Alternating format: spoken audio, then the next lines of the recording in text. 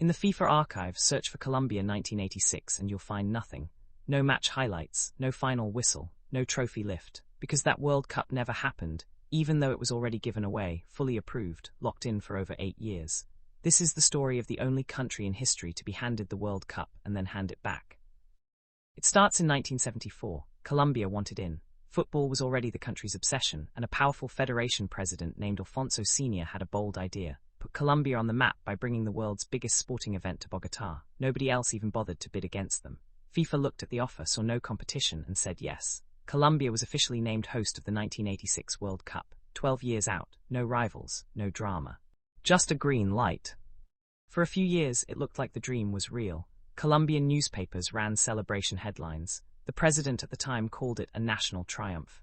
Banners went up at the 1982 World Cup in Spain that read, "See you in Colombia '86. It felt locked in. Here's the twist nobody saw coming: the rules of the game changed underneath them.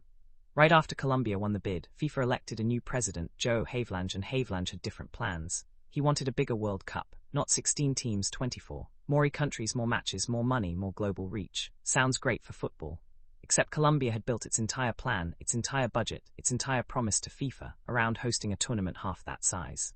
Now picture this: you agree to host a dinner party for 16 guests. You buy the food, plan the seating, book the space.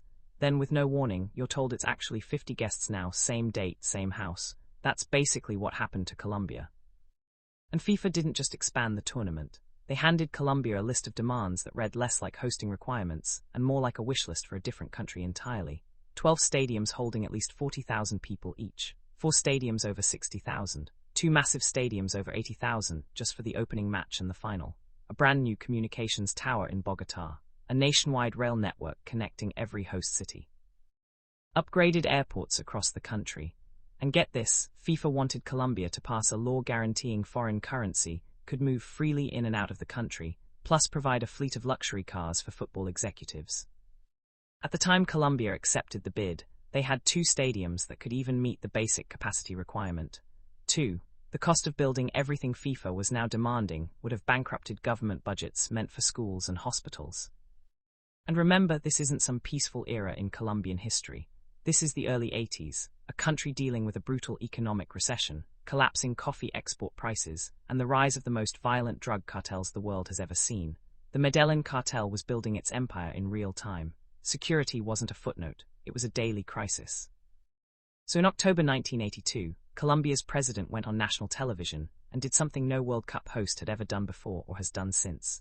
He said on camera that Colombia would not be hosting the World Cup. He said the country had urgent priorities and that there wasn't enough time or money to deal with FIFA's extravagance.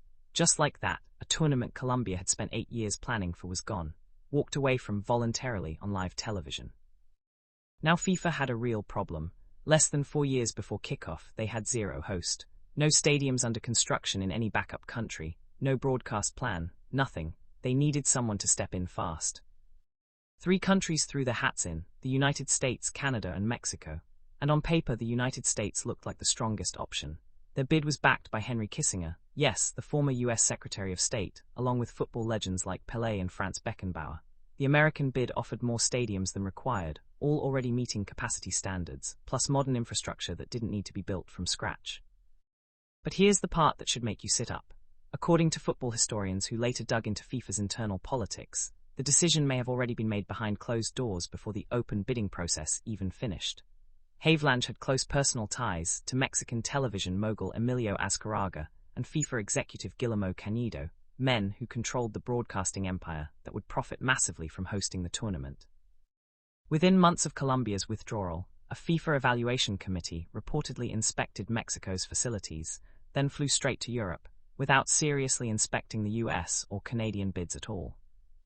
In May of 1983, FIFA announced the winner, Mexico, unanimous vote, despite Havelange himself admitting publicly that the United States and Canada had submitted stronger, more complete presentations. Mexico became the first country in history to host the World Cup twice, having already hosted in 1970.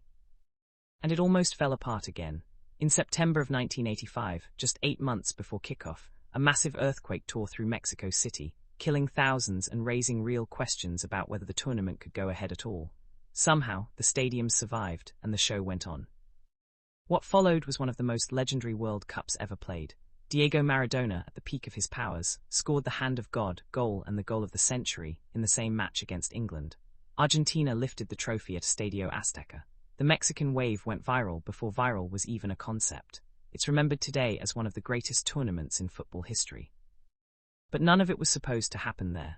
Mexico 1986 was always meant to be Colombia 1986.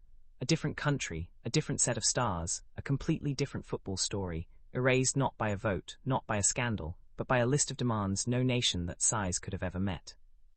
Colombia never got another real shot. They tried again for 2014 and quietly withdrew before the vote even happened. To this day, despite producing some of the most electric talent in world football, Colombia has never hosted a men's World Cup. So next time you watch Maradona's goal replayed for the 1000th time, remember, there's a version of football history where that moment belongs to Bogotá, not Mexico City. And it came down to 12 stadiums, a rail network, and a list of demands written by men who never had to build any of it themselves. If you didn't know this one, you're definitely not alone. Drop a comment with the country you think deserves a World Cup next, and I'll dig into the politics behind that bid too.